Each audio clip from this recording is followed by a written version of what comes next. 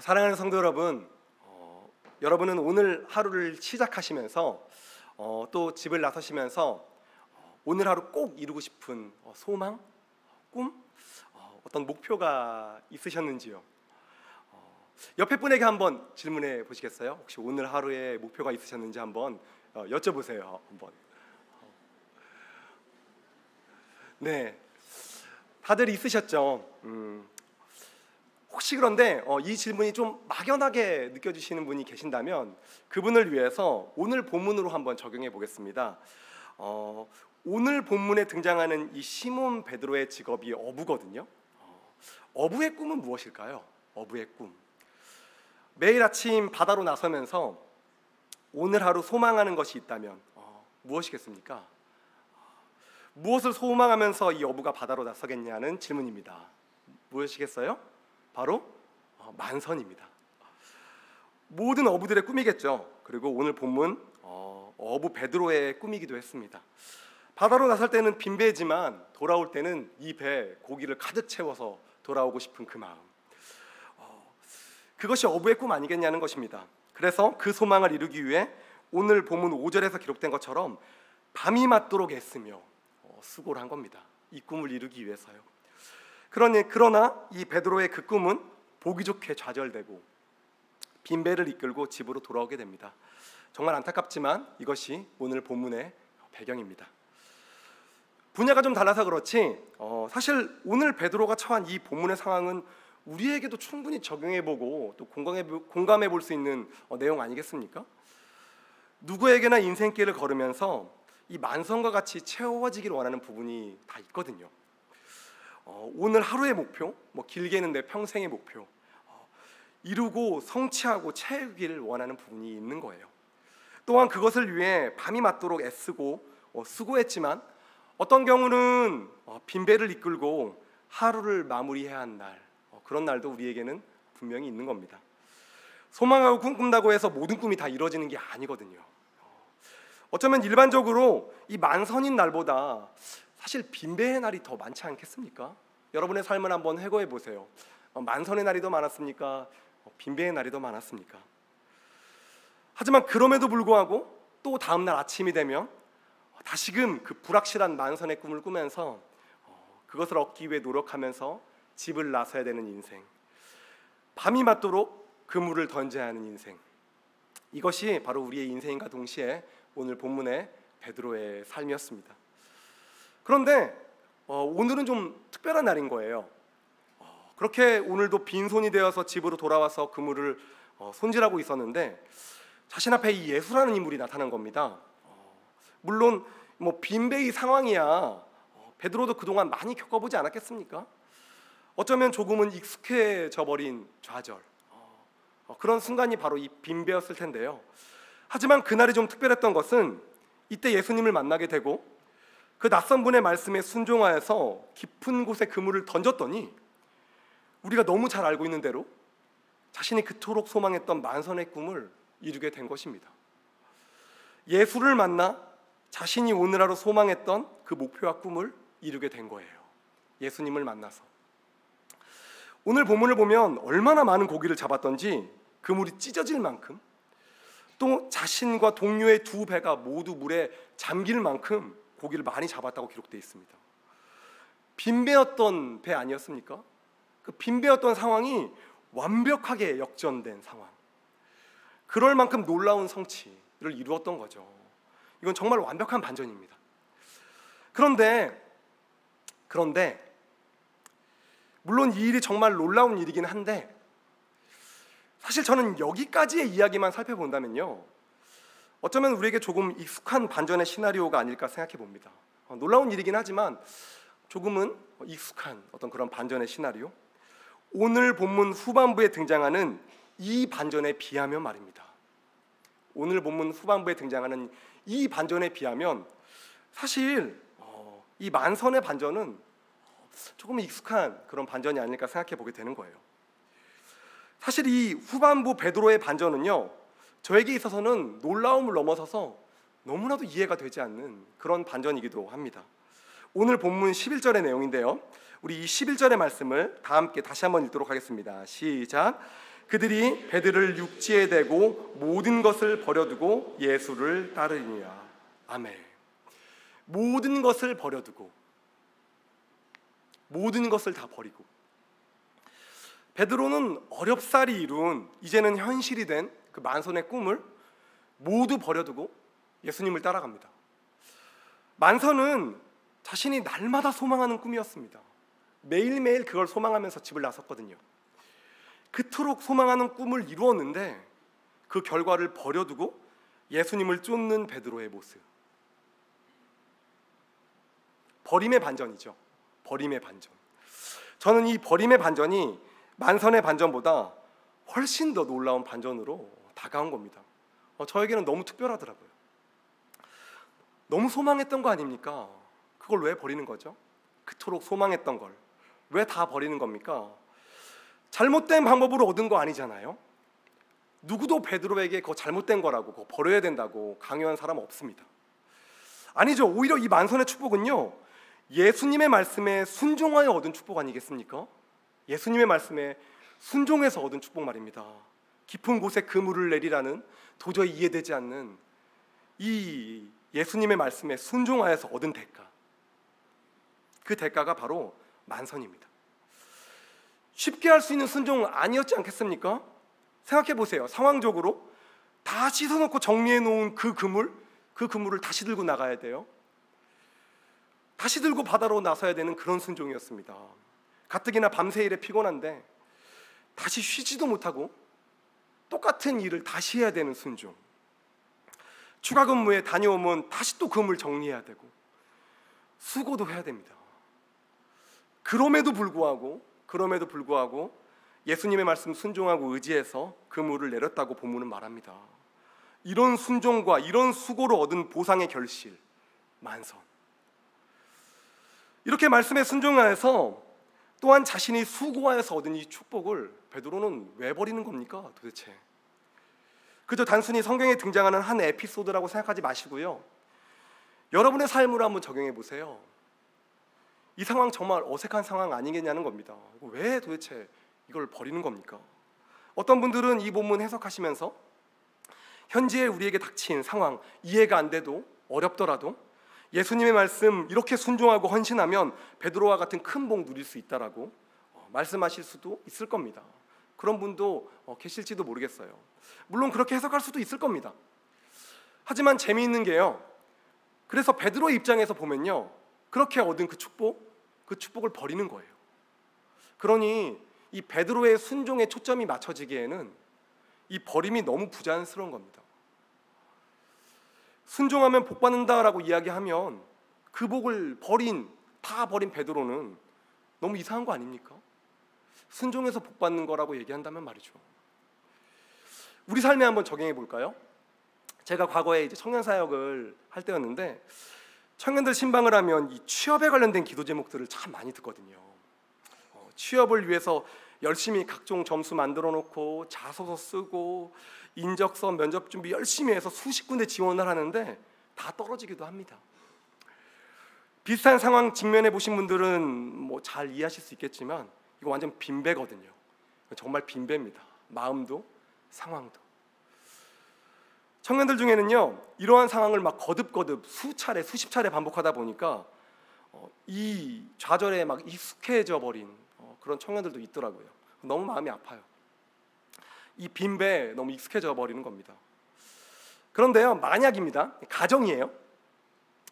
제가 그런 한 청년을 신방하면서 한 주간 금식하자고 그러면서 너무 힘들지만 믿음으로 조금 더 지원해 보자고, 조금 더 이력서 넣어보자고 제가 이렇게 도전한 거예요. 그래서 그 청년도 너무 스트레스 받고 지치고 힘들지만 순종하는 마음으로 금식하면서 기도하면서 이력서를 몇 군데 더 지원한 겁니다. 그런데 정말 여기는 안 되겠지, 여기는 나 같은 사람이 될 수 없어 라고 지원한 우리나라에서 제일 좋은 기업에 합격한 거예요. 취업이 된 겁니다. 취직된 거예요. 대박이죠. 이건 완전 만선입니다. 그렇지 않겠습니까? 이것은 나쁜 게 당연히 아니잖아요. 이게 어떻게 나쁜 겁니까? 오히려 주의 종의 말씀에 순종해서 기도하면서 순종과 수고로 얻게 된 감사의 제목 아니겠습니까? 또 주변 사람들에게도 어떻게 얘기하겠어요? 내가 너무 힘들었는데 목사님이 그렇게 도전해 주셔서 순종하는 마음으로 금식하면서 기도하면서 지원했더니 됐다고. 이렇게 간증하지 않겠습니까? 그런데 그 청년이 기업에, 그 제일 좋은 기업에 취직을 했는데 갑자기 첫 출근을 앞두고 안 가겠다는 거예요. 안 간다는 겁니다. 안 간다고 회사에 말했다는 거예요. 그리고 신학교를 바로 등록한 거예요. 하나님이 그런 마음 주신다고. 제 예가 좀 극단적이죠. 제가 요즘 드라마에 좀 재미를 붙여가지고 좀 봤더니 이게 예시도 좀 자극적으로 나오네요. 이게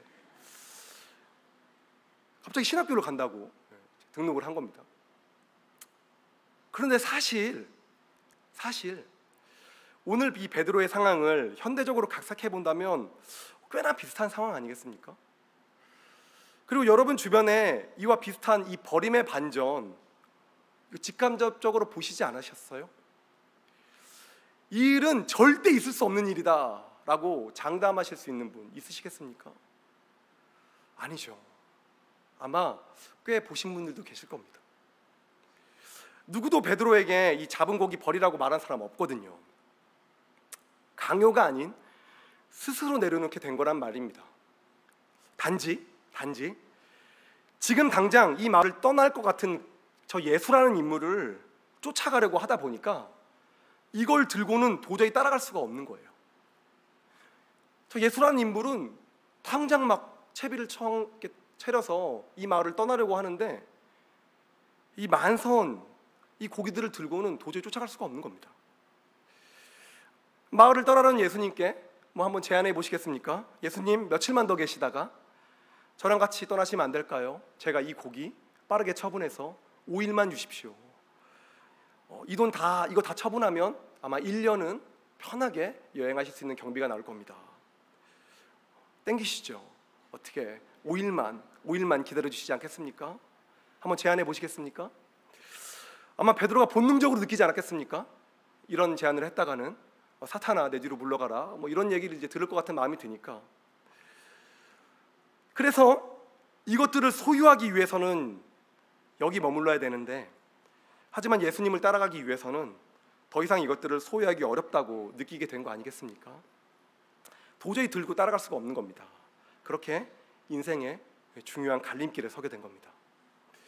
버려두고 예수를 쫓을지, 아니면 예수께 받은 이 축복을 누리면서 이 자리에 남을지, 예수께 받은 이 축복을 누리면서 이 자리에 남을지, 아니면 다 버려두고 예수님을 따라갈지. 어떻습니까, 여러분? 이 이야기가 단순히 이 베드로라는 사람에게만 적용할 수 있는 이야기입니까? 아니면 우리 인생에도 겪게 되는 우리의 이야기입니까? 어쩌면 우리도 충분히 겪을 수 있는 그런 상황 아니겠습니까? 있죠. 실제로 있습니다. 때론 크고 혹은 작게 분명히 있죠. 예수를 만나 뭔가 놀랄만한 기쁨으로 채워지는 만선의 축복을 누렸는데 정작 예수를 더 가까이 따라가려고 하다 보니까 이걸 버려야 하는 상황. 아무리 머리를 굴려봐도 이 두 가지를 도저히 다 취할 수는 없고 한 가지는 내려놓아야 하는 그렇게 조금은 불편하고 조금은 답답한 상황. 어떤 선택을 해야 한다고 특별히 협박하는 사람은 없지만 어떤 알 수 없는 거룩한 부담감 속에 무엇을 선택해야 하는지 본능적으로 알아지는, 본능적으로 느껴지는 그런 어색한 상황. 수요예배 나오실 정도의 분들이라면 이 느낌 아시잖아요, 그렇죠? 어떤 느낌인지 충분히 아실 거라 생각합니다. 성경은 이렇게 오늘 본문과 같이 이렇게 불편하고 조금은 이상하고 조금은 답답한 이 상황을 무엇이라고 말하는 줄 아십니까? 성경은 이 상황을 어떻게 표현하는 줄 아세요? 뭐라고 말하냐면요, 부르심이라고 말합니다. 부르시는 거예요.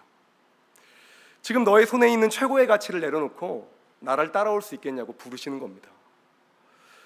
그리고 베드로는 그 부르심에 반응하면서 깜짝 놀랄 만한 버림의 반전을 보여주며 예수님을 따라갑니다. 부르심에 자연스럽게 이런 상황이 동반되더라는 거예요. 성경을 보면 아주 비슷한 예로 이런 상황도 있었습니다. 100세가 될 때까지 아들을 달라고 간절히 기도한 아브라함에게 하나님이 그 기도의 응답으로 외아들 이삭을 주십니다. 그런데 그에게 이렇게 말씀하시는 거예요. 그 아들을 제물로 나에게 예배를 드리라고. 정말 이건 아이러니하고 이상한 상황이죠. 약 주고 병 주는 것도 아니고 도대체 무슨 상황입니까? 자신이 아들을 주셨으면서 왜 다시 달라고 하시는 겁니까? 무슨 말이겠습니까? 어떤 의미겠어요? 100세에 얻은 외아들보다 나를 더 사랑하냐고 물으시는 겁니다.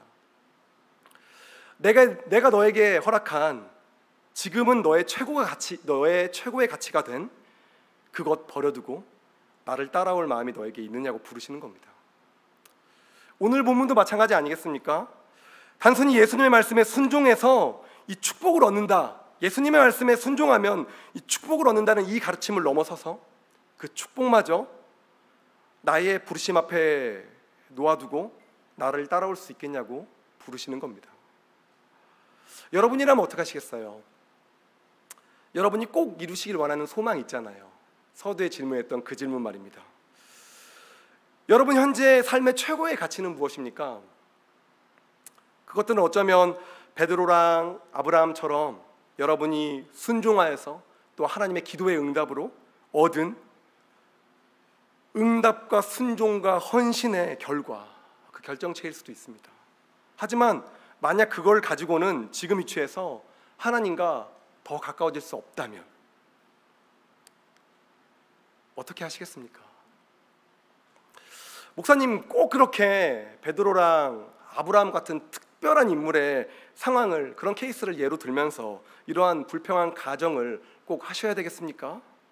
라고 물으실 수도 있을 것 같은데 하지만 이제부터 오늘 본문을 지금까지는 베드로와 우리의 시각으로 바라봤지만 이걸 반대로 예수님의 입장과 시각으로 바라본다면 이 질문에 대한 새로운 반전을 여러분이 한 번 더 맞이하게 되실 겁니다. 여러분의 입장이 아닌 이제 예수님의 입장으로 한번 생각해 보겠습니다. 생각해 보십시오. 사실 이런 버림의 결심을 한 베드로가 참 특별하고 대단하잖아요. 하지만 더 궁금한 건요, 사실 진짜 궁금한 건 예수님의 입장이에요. 예수님의 입장에서 바라본다면 다 아셨을 거 아닙니까? 이렇게 다 버리고 자신을 따르게 될 것을 아시고 베드로를 부르신 거 아니겠어요? 그 중심도 아시는 분이시니까요. 그럼 쉽게 말하면요, 예수님의 입장에서는 베드로에게 버릴 고기를 잡게 하신 겁니다. 버릴 고기를 잡게 하신 거예요. 아브라함의 상황으로 보자면 바치게 할 아들을 주신 겁니다. 바칠 아들을 주신 거예요. 우리의 삶으로 적용해 보자면요, 우리가 결국 버리게 될 풍요를 누리게 하시는 겁니다. 그렇지 않겠습니까? 예수님의 입장에서 보면요. 왜 그렇게 하시겠습니까? 왜 그렇게 하시는 겁니까? 예수님은 왜 이렇게 불편하게 우리의 삶에 왜 결국 시들어버릴 성취를 주시는 겁니까? 왜 그러시겠습니까? 이 질문에 대한 고민이 오늘 저의 설교 제목에 담겨 있습니다. 제가 오늘 설교 제목을 참 많이 고민하다가 시들게 하는 주의 부르심이라고 정해보았습니다. 이게 제가 만든 제목은 아니고요. 너무 멋있지만 제가 만든 제목은 아니고요. 사실 이거 말고 끝까지 고민한 제목이 하나 더 있었는데 이건 제가 잠시 후에 말씀드릴게요. 스펄전 목사님의 명설교인 시들게 하는 성령의 사역이라는 설교 제목이 있습니다. 스펄전 목사님의 이 시들게 하는 성령의 사역이라는 이 제목에 너무 큰 감명을 받고 제가 이것을 조금 각색해서 정한 제목입니다. 스펄전 목사님의 이 설교의 주제는요, 성령께서 영적으로 우리를 풍성케 채우시기 위해 우리의 육적 소욕을 시들게 하신다는 내용의 설교입니다. 그렇게 풍성케 하시는 것도 성령의 사역이고 시들게 하시는 것도 성령님의 역사라는 내용이죠. 그러면서 목사님께서 본문으로 다루신 이사야 40장 6절 7절 말씀인데요, 이 말씀을 제가 읽어드리겠습니다. 이사야 40장 6절 7절 말씀인데, 말하는 자의 소리여 이르되 외치라. 대답하되 내가 무엇이라 외치리이까 하니 이르되 모든 육체는 풀이요 그의 모든 아름다움은 들의 꽃과 같으니 푸른 마르고 꽃이 시듬은 여호와의 기운이 그 위에 불미라.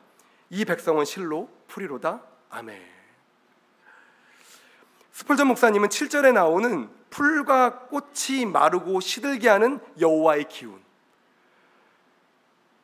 풀은 마르고 꽃은 시들게 하는 이 여호와의 기운이 바로 성령님의 역사라고 설명하시는 거예요. 이 기운이 성령님의 바람이라는 겁니다. 우리는 연약하여서 우리의 삶에 풀과 꽃이 시들기에 이게 과연 성령님의 일하심인가 라고 생각하기도 하는데, 깨닫지 못할 때도 있지만 여호와의 기운은 우리를 영적으로 풍성케 하기 위해 우리의 소욕을 시들게 하시는 분명한 성령의 기운이다 라고 이사야 본문이 말씀하고 있는 거예요.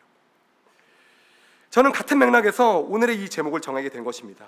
그동안 만선이라는 꿈을 가지고 살던 베드로가 이 베드로의 갈망을 시들게 하시고 예수님과의 친밀함을 선택하게 하시는 것, 이 자리로 부르시는 것, 예수님께서 그것을 위해 오늘 우리 또한 부르고 계신다는 것, 결국 시들어져 버릴 가치에 마음을 빼앗기기보다 영원하신 예수님께 소망을 두게 하시려고 오늘도 우리를 부르고 계신다는 것, 오늘도 우리에게 버릴 고기를 잡게 하신다는 것.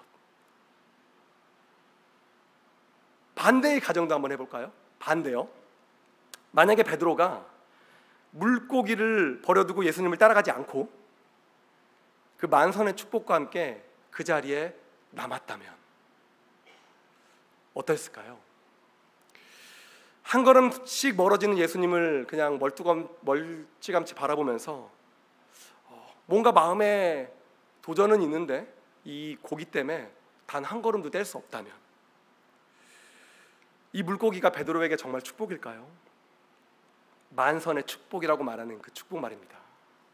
만약 이 질문의 기준이 영적인 영역에서의 질문이라고 한다면 베드로를 그 자리에 머물게 하는 이 많은 물고기는요, 축복이 아니라 불행입니다. 그렇지 않겠습니까? 기준이 영적인 영역이라면요.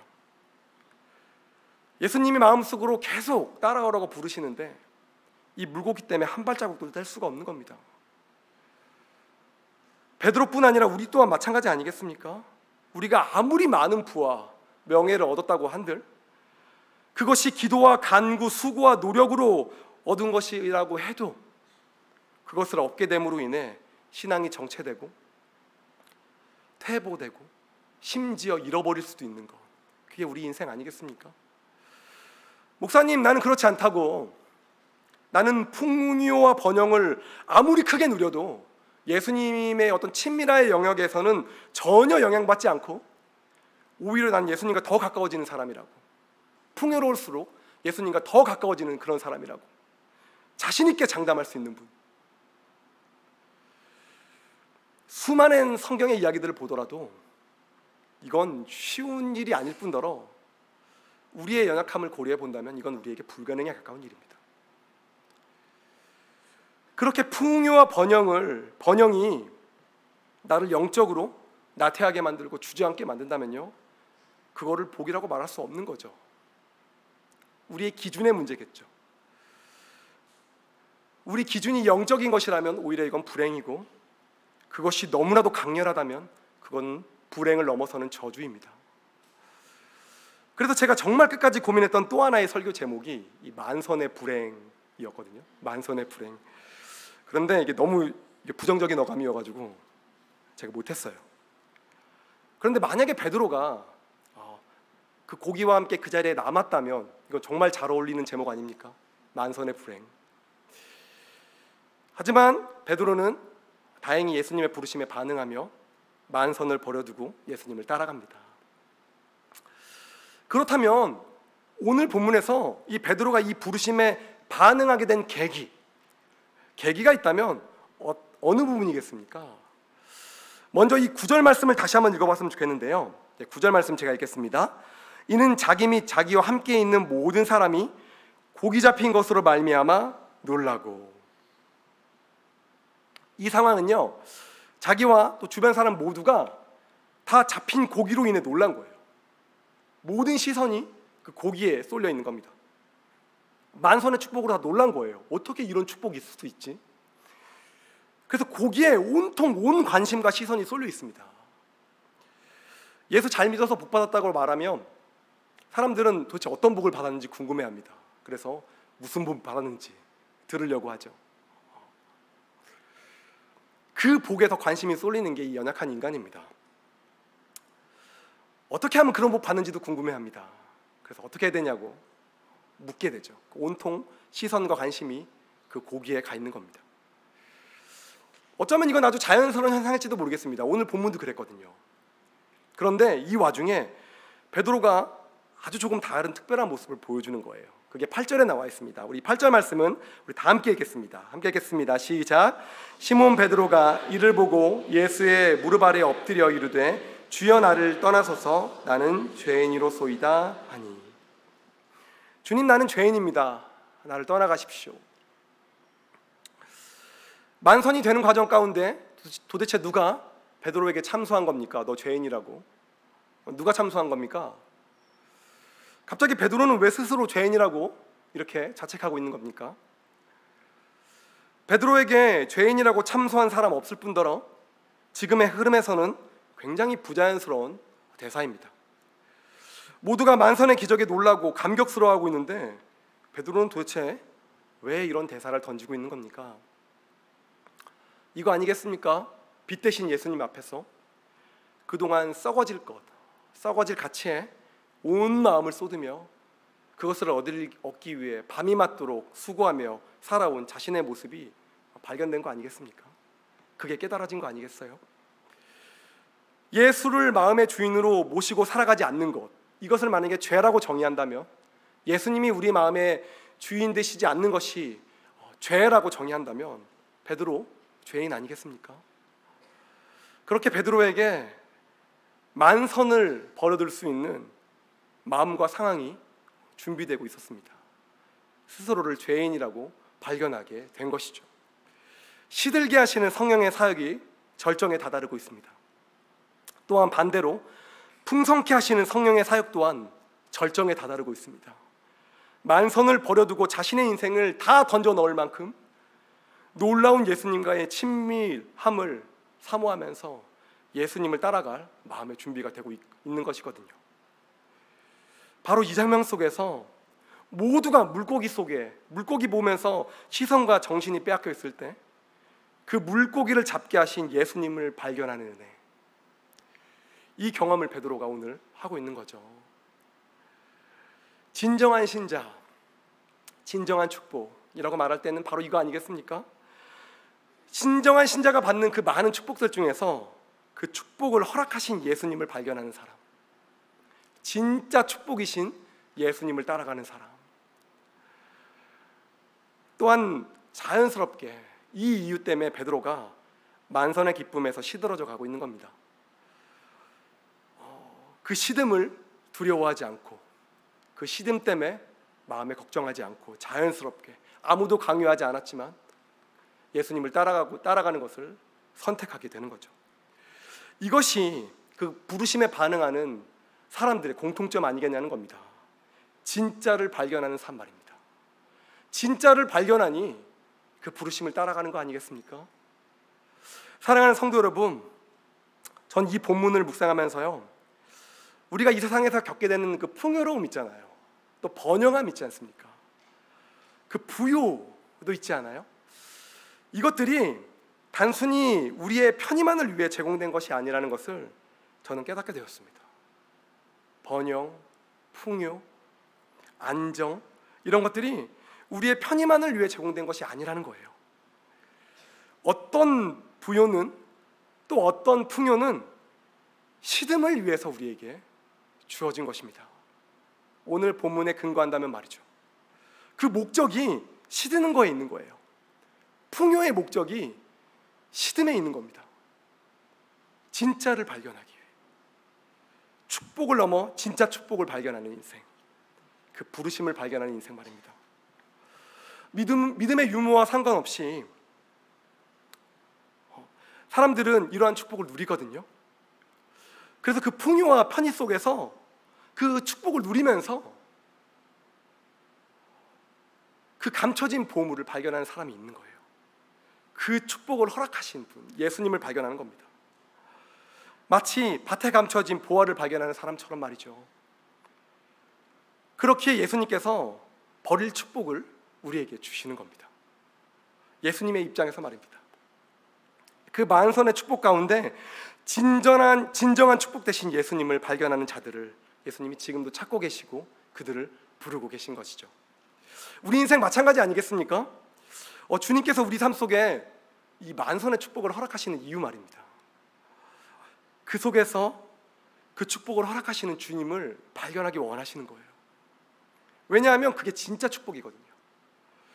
우리가 예수 믿고 예수님 때문에 많은 유익 누리잖아요. 소위 은혜도 받잖아요.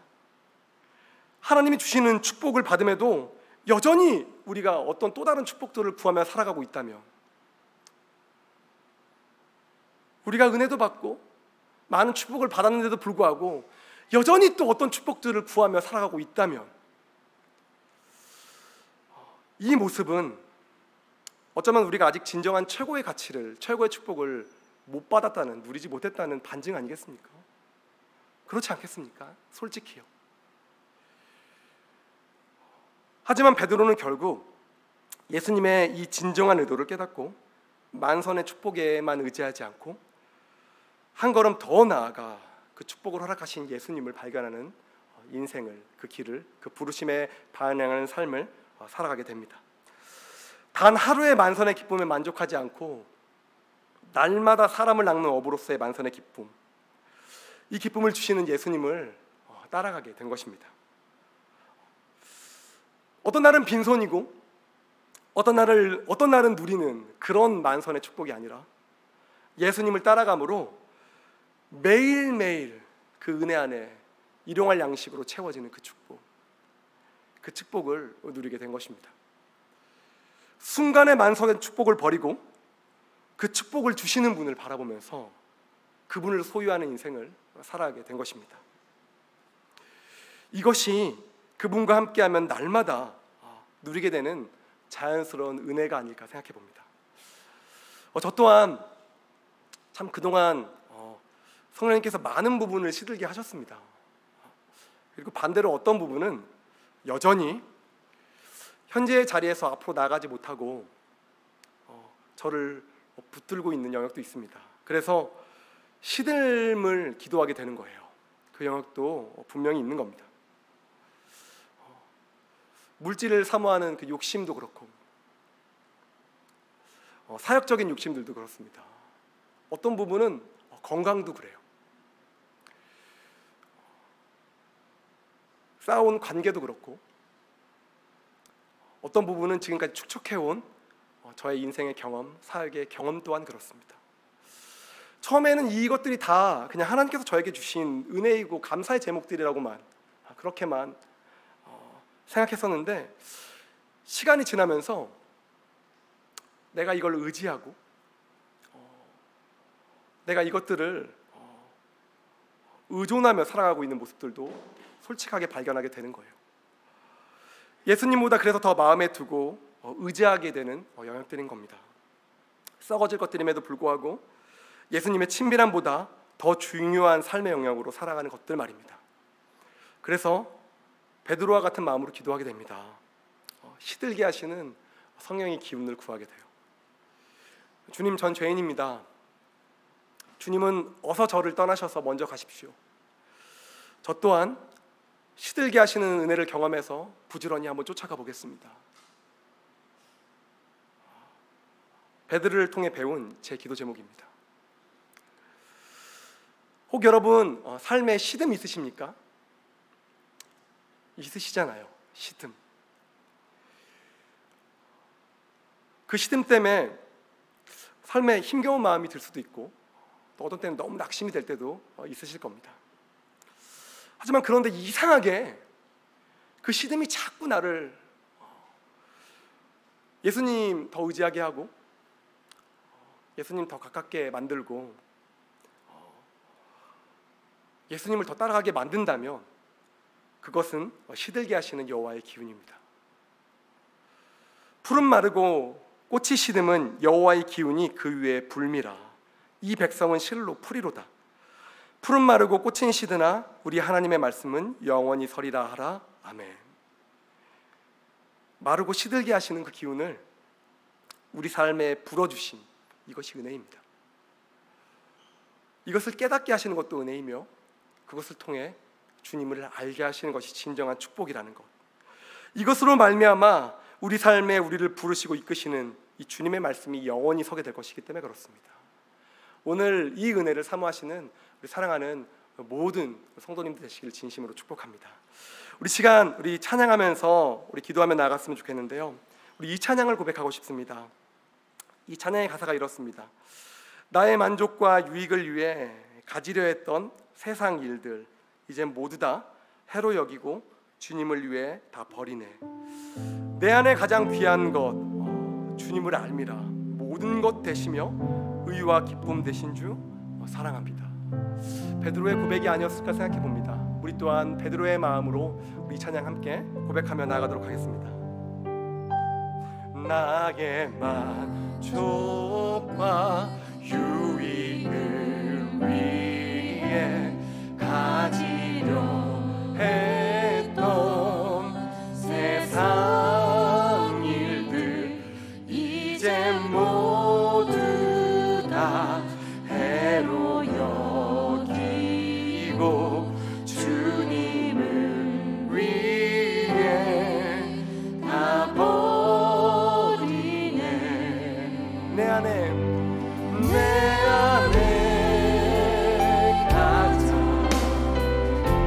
내 안에 가장 귀한 건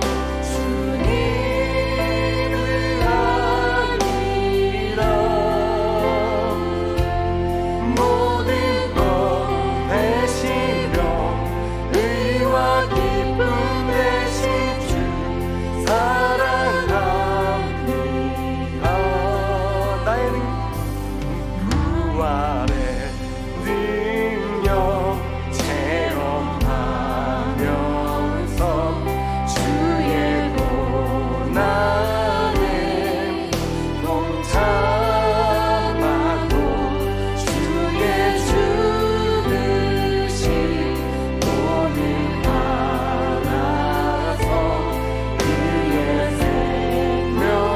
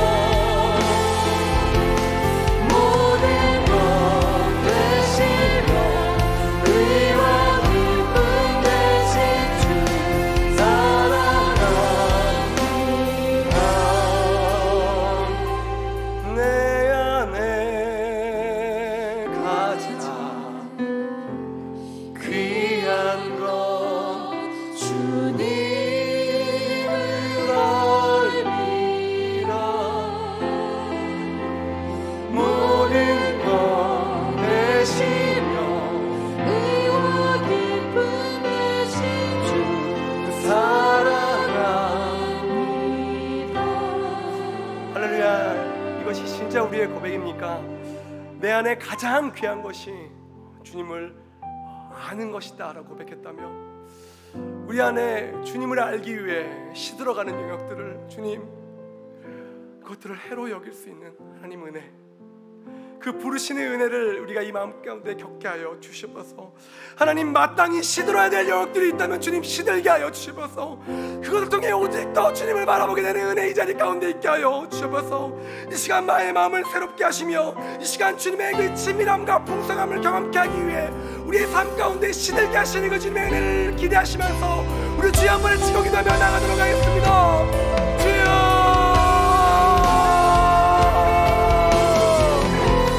하나님 아버지, 시간 가운데 아버지 주님을 더욱더 친밀히 경험하며 아버지 시간 주님을 사모하는 마음으로 나아갈 수 있는 은혜가 있도록 주여 아버지 함께하여 주셔서 이 자리 가운데 우리 마음을 새롭게 하시며 아버지 주님을 더 친밀하게 경험할 수 있는 명으로 아버지 주님을 따라가며 아버지 주님을 사랑하며 한걸음만이라도 주님을 가깝게 경험할 수 있는 은혜가 있게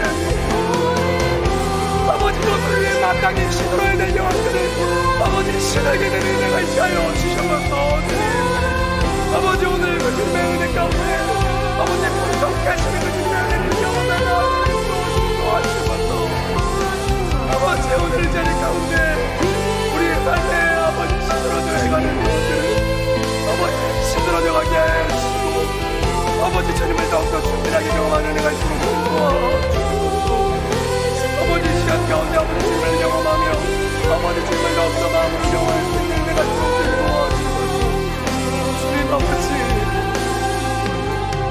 내 안에 가자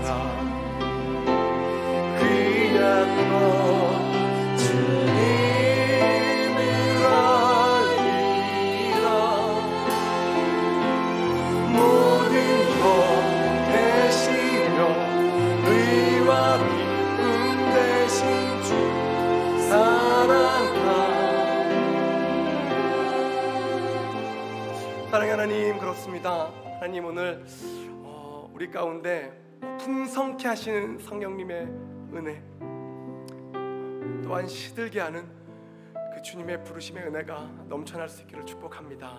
하나님, 주님과 더 가까이 가는 것이 우리의 삶의 최고 가치라면 하나님 그것을 위해 마땅히 시들어져야 되는 영역 또한 하나님 시들어져 가게 하시며 하나님 그것을 감사와 감격으로 바라볼 수 있는 은혜 있게 하여 주시옵소서. 그런 평촌드림교회 모든 성도님들 되시길 축복하며 이 모든 말씀 예수 그리스도의 이름으로 간절히 기도드립니다.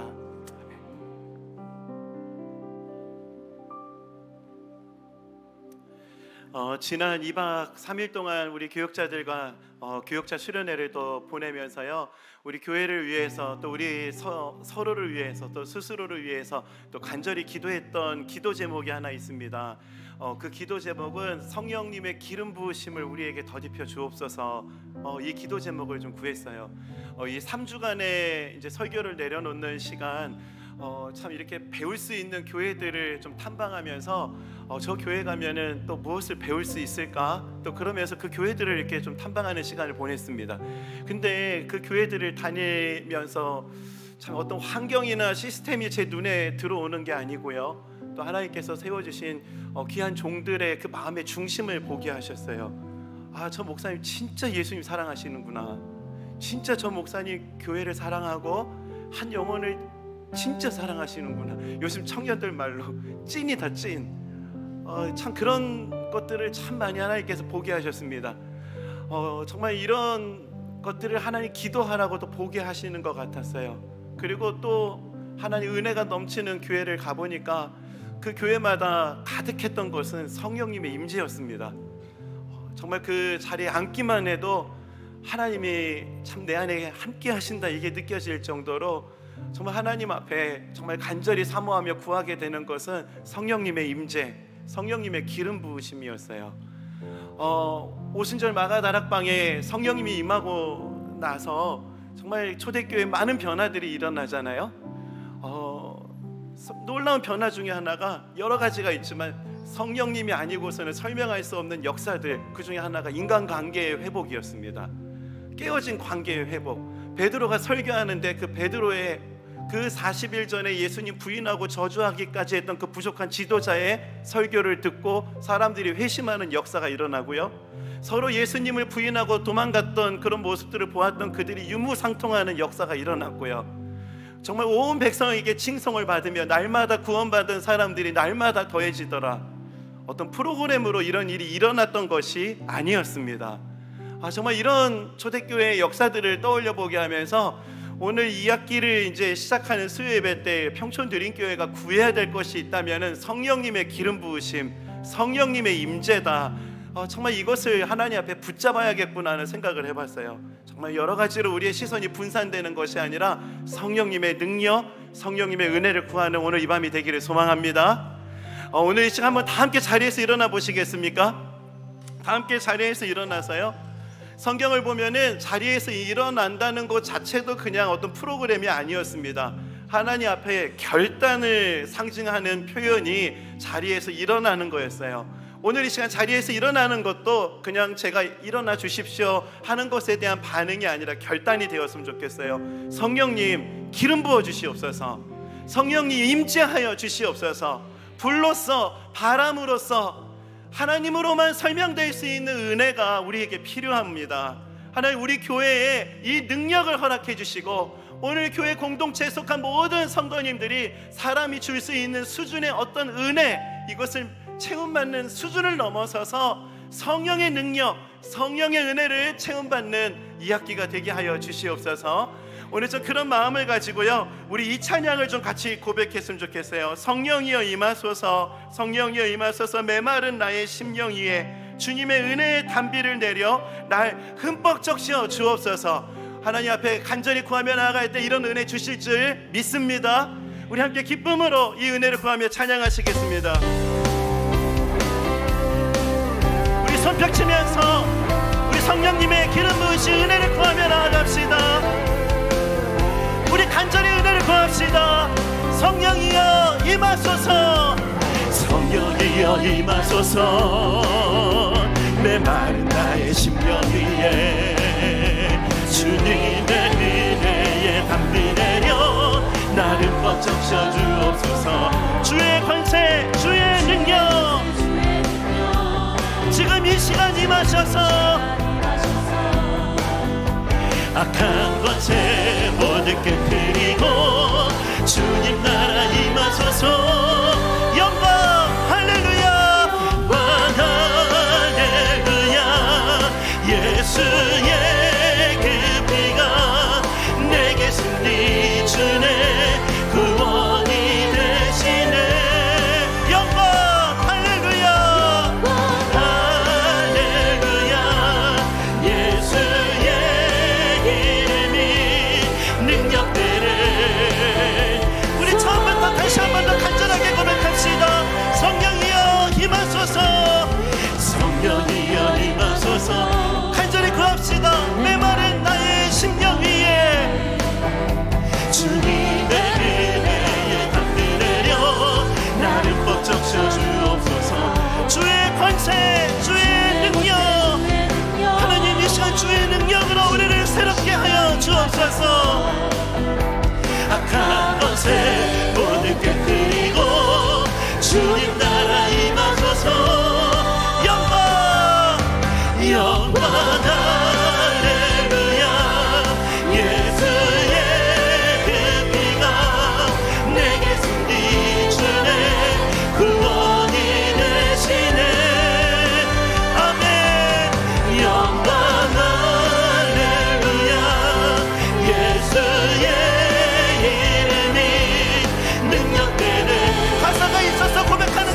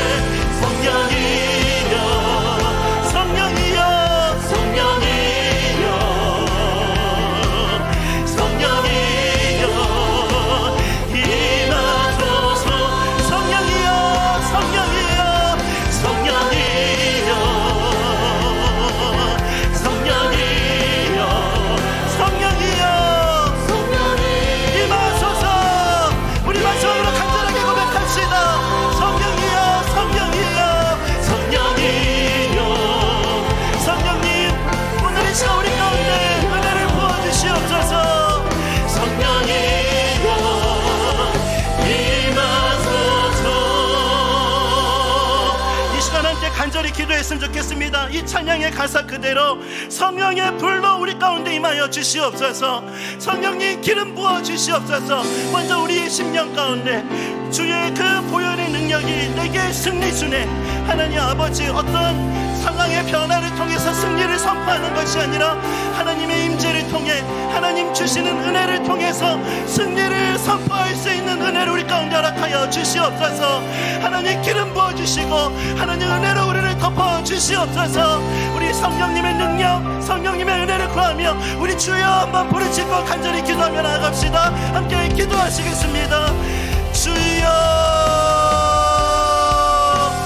하나님 아버지 은혜를 구하며 나아갑니다. 하나님 성령님, 오늘 이 시간 우리의 심령 가운데 주님 은혜를 부어주시옵소서. 주님의 은혜의 탄리를 내려 흠뻑 적셔 주옵소서. 아버지 하나님, 어떤 인간의 감정, 분위기에 토치되는 것을 넘어서서 하나님 주신 은혜를 통해서 생각의 변화, 가치관의 변화, 환경을 바라볼 수 있는 안목의 변화, 아버지 이런 변화가 우리 안에 있기를 원합니다. 우리 감정에 이끌림받는 그것을 끊어내고 아버지 감정을 넘어서는 성령 하나님의 마음, 아버지 성령 하나님의 은혜, 아버지 오늘 이 시간 우리가 그 은혜를 간절히 구합니다. 두세 사람이 내 이름으로 모여있는 그곳에 나도 그들 중에 있노니라 말씀하시는 하나님, 오늘 이 시간 함께 하시는 성령의 기름 부으심, 성령의 은혜로 오늘 이 시간 우리를 충만케 하여 주시옵소서. 세상에서 얻을 수 있는 수준의 것을 얻어서 만족할 수 있다 고백하는 그 은혜가 아니라 하나님만 주실 수 있는 은혜, 약속하신 은혜, 아버지 오늘 이 시간 우리가 그것을 소유하고 있고 우리가 그 은혜 안에 있음을 발견하는 아버지 은혜의 밤이 되게 하여 주시옵소서. 아버지 하나님 성령님 기름 부어주시옵소서. 아버지 성령님 기름 부어주시옵소서. 예수의 그 피가, 예수의 은혜가 내게 승리 주네. 아버지 이것을 선포할 수 있는 능력을 우리 가운데 허락하여 주시옵소서. 예수 그리스도의 이름, 예수 그리스도의 이름, 그 이름이 능력이 된다는 것을 우리가 담대하게 확신할 수 있는 은혜 위에 서게 하여 주시옵소서. 아버지 하나님, 오늘 이 시간이 내가 구하는 것을 넘어서는 성령 하나님을 소유하는 시간이 되게 하시고 성령 하나님의 은혜가 우리 안에 부어지는 은혜의 밤이 되게 하여 주시옵소서. 아버지 하나님, 오순절마다 나락방이 마셨을 때 아버지 젊은이나 늙은이나 아버지 어떤 남종이나 여종이나 상관없이 하나님 상사남의 열애 없이 하나님 성령이 임하셨던 그 은혜가 오늘 우리 가운데 있기를 원합니다. 한 사람의 열애 없는 하나님의 은혜 안에 거하는 아버지 교회가 되게 하시고 그런 공동체가 되게 하여 주시옵소서. 주여 이 시간 우리 가운데 기름 부어주시고 아버지 우리 공동체가 하나님을 소유한 공동체가 될 수 있도록 주여 은혜 허락하여 주시옵소서. 역사하여 주실 주님의 은혜를 구합니다. 하나님을 소유한 공동체가 될 수 있도록 주여 은혜를 주옵소서. 주여 은혜를 주옵소서. 그런 은혜를 구하며 나아갑니다. 계속해서 고백합시다. 성령의 불로 오셔서 성령의 불로 오셔서 세상 못된 바들 태우소서. 손 들고 출발할 때 성령이여 성령이여 성령이여. 이어서 우리가 함께 교회를 위해서 함께 기도했으면 좋겠습니다. 멀쩡히 사람 모이고 조직 갖춰지고 그게 형태로서의 교회인 것 같지만 경건의 모양은 있으나 능력이 없는 모습이 되어서는 큰일 납니다.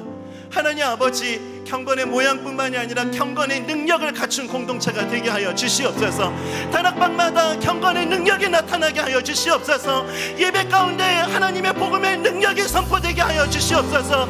우리 다음 세대 예배 가운데 하나님의 기름 부심과 그 은혜의 능력이 나타나게 하여 주시옵소서.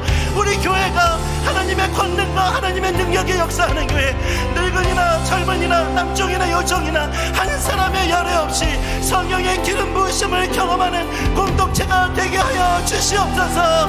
이 은혜를 구하며 주여 한번 부르짖고 우리 한번 더 교회를 위해서 간절히 기도합시다. 함께 기도하시겠습니다. 주여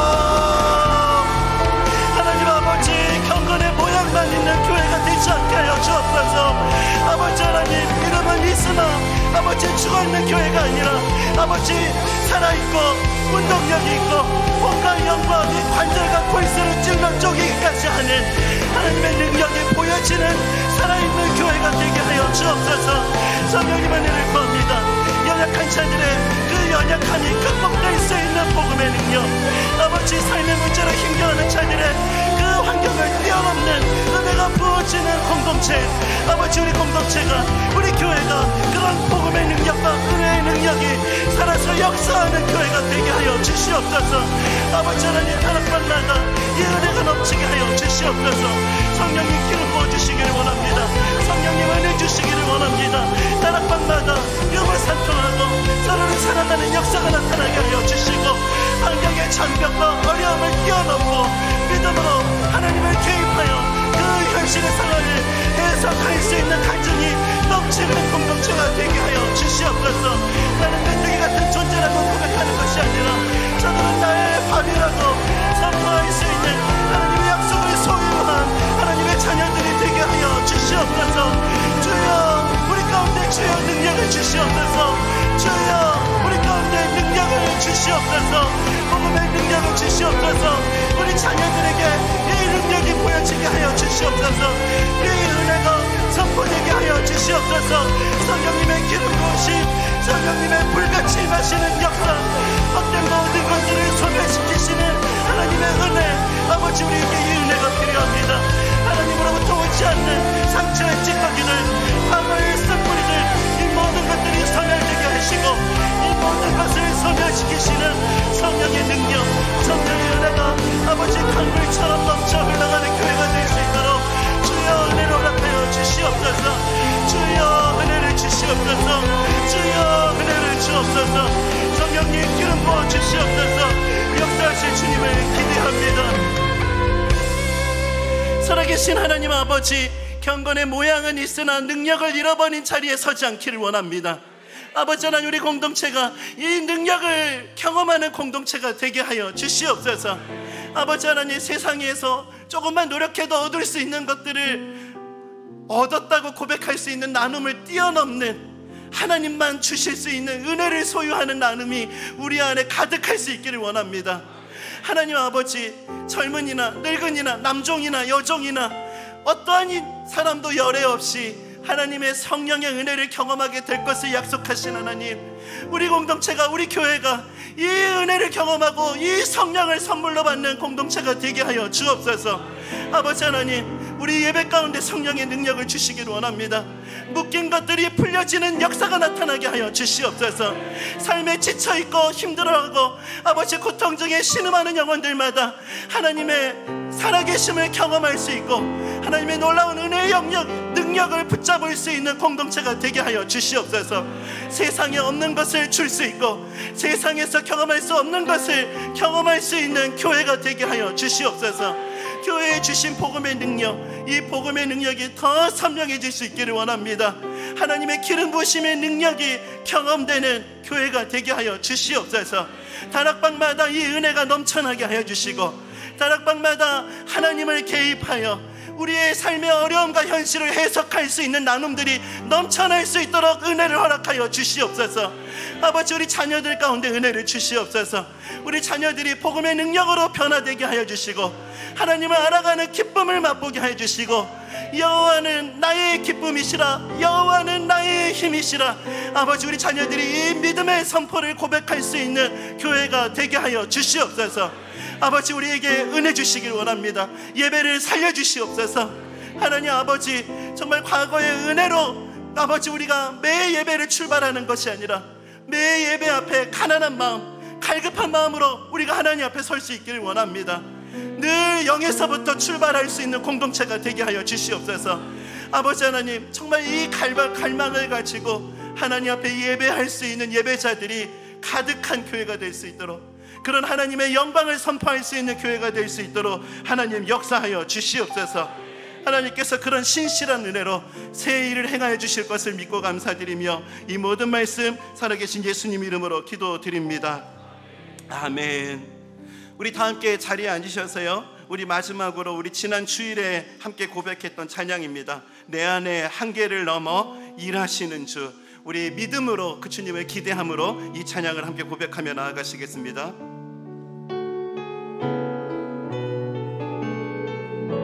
우리 함께 고백합시다. 주께서 주신 모든 시간, 주께서 주신 모든 시간, 헛된 것 없는 그 어느 것도, 주의 뜻 알기 어려워도, 주의 뜻 알기 어려워도 이유 있음을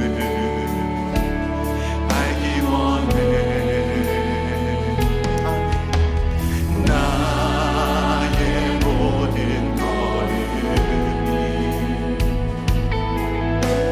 주님 안에 있기에 주의 인약이 되네. 내 안에 한계를 넘어 일하시는 주, 크신 주의 은혜 내 삶을 이끄시네. 처음과 끝을 주관하시니 모든 삶 주님께 맡긴. 우리 처음부터 함께 고백합시다. 주께서 주신 모든 시간, 헛된 것 없네 그 어느 것도. 아멘. 그렇습니다. 주님, 주의 뜻 알기 어려워도 이유 있음을 알기 원해. 나의 모든 걸음이, 나의 모든 걸음이 주님 안에 있기에, 주님 안에 있기에 주의 이야기 되네. 내 안에 한계를 넘어 일하시는 주, 크신 주의 은혜 내 삶을 이끄시네. 인생의 처음과 끝을 주관하시니 모든 삶 주님께 맡기네. 우리 자신에게 선포합시다. 내 안에 한계를 넘어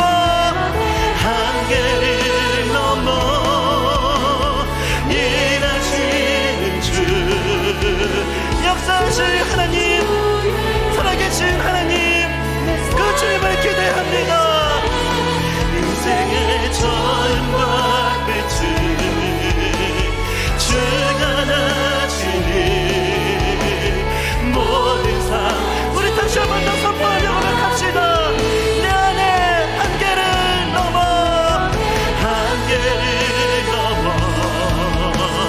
일하시는 주.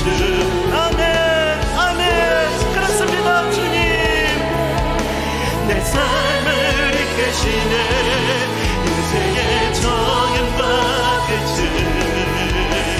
주관하시니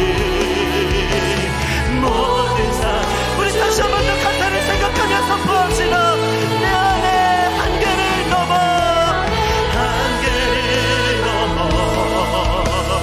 일하시는 주, 크신 주의 은혜 내 삶을 이끄시네. 처음과 끝을 주관하시니 모든 삶 주님께만. 그래서 이 시간 우리 가사를 생각하면서 하나님 우리 삶에 역사하여 주시옵소서. 우리 삶의 모든 문제를 주님 손에 의탁합니다. 역사하시는 하나님, 우리의 모든 삶을 주관하여 주시옵소서.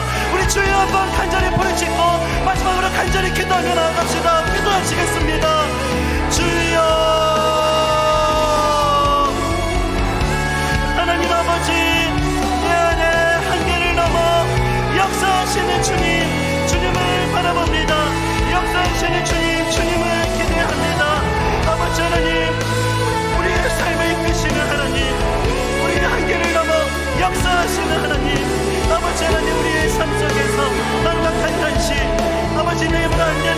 마음들과 낙심들 아버지의 모든 것들을 주목하는 것이 아니라 우리의 눈을 열어 역사하시고 우리 삶을 주관하시는 하나님을 바라보겠습니다. 아버지 하나님, 이 학기를 시작하며 우리의 한계를 넘어 역사하신 하나님을 보게 하여 주시옵소서. 내 노력과 내 어떠함을 뛰어넘어서 은혜로 역사하시는 주님, 그 주님의 역사를 기대하게 하여 주시고 오늘 이 밤에 그 주님을 목도하는 시간이 될 수 있도록 내 삶을 주님 이끄심을 확신할 수 있는 은혜가 우리 안에 가득할 수 있도록 주님 역사하여 주시옵소서. 역사하실 주님, 주님 앞에 우리의 삶의 모든 것을 맡겨드립니다. 역사하실 주님, 주님을 바라봅니다.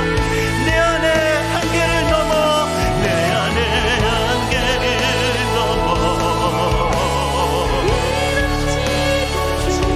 역사하시는 주님, 우리는 기도하고 하나님은 우리의 기도에 응답하심을 믿습니다. 그 주 하나님이 모든 삶 주님께 맡기네. 예수께서 그들을 보시며 이르시되 사람으로는 할 수 없으나 하나님으로서는 다 하실 수 있느니라. 하나님 아버지, 우리가 이 하나님을 믿고 우리가 한순간 한순간을 살아가고 있음을 자각할 수 있게 해주시고 우리의 어려운 현실을 만날 때마다 사람으로서는 할 수 없다는 것에 낙심하지 않게 해주시옵소서. 아버지, 사람으로 할 수 없는 이 상황을 만날 때마다 하나님으로서는 다 하실 수 있느니라, 이 믿음을 붙잡을 수 있는 주님의 자녀들 되게 하여 주시옵소서. 낙타가 바늘길을 통과하는 것보다 어려운 일을 만난다 할지라도 그때마다 하나님으로서는 하실 수 있다, 이 믿음으로 나아갈 수 있는 주님의 백성들, 주님의 자녀들 되게 하여 주시옵소서. 우리가 정해놓은 경계선, 그 경계선 너머에 역사하시는 하나님을 바라볼 수 있게 해주시고 아버지 하나님, 그 주님을 바라보며 기대함과 소망으로 나아갈 수 있는 은혜가 우리 안에 충만할 수 있도록 주님 새해를 행하여 주시옵소서. 아버지 하나님, 주님을 바라보는 자들에게 독수리 날개쳐 올라감과 같은 새해 힘을 약속하여 주셨사오니 아버지 하나님, 오늘 이 시간 기도로 나온 하나님의 백성들에게 하나님이 능력을 허락하여 주시옵소서. 독수리 날개쳐 올라감과 같은 새로운 힘을 가지고 또 하루를 살아갈 수 있도록 은혜를 더하여 주시옵소서. 하나님 앞에 우리의 삶의 모든 문제를 맡겨드렸습니다. 인생의 처음과 끝을 주관하시는 하나님, 우리 삶을 주관하여 주시옵소서. 하나님의 역사를 보는 우리의 삶이 될 수 있도록 새해 일을 행하여 주시옵소서. 그런 은혜로 우리 교회 가운데 우리 삶 속에 역사해 주실 주님께 감사드리며 이 모든 말씀 살아계신 예수님의 이름으로 기도드립니다. 아멘. 이 시간 주님께서 가르쳐 주신 기도를 함께 고백하시겠습니다. 하늘에 계신 우리 아버지여, 이름이 거룩히 여김을 받으시오며 나라의 임하옵시며 뜻이 하늘에서 이룬 것 같이 땅에서도 이루어지이다. 오늘날 우리에게 일용할 양식을 주옵시고 우리가 우리에게 죄 지은 자를 사하여 준 것 같이 우리의 죄를 사하여 주옵시고 우리를 시험에 들게 하지 마옵시고 다만 악에서 구하옵소서. 대개 나라와 권세와 영광이 아버지께 영원히 쌓옵나이다. 아멘.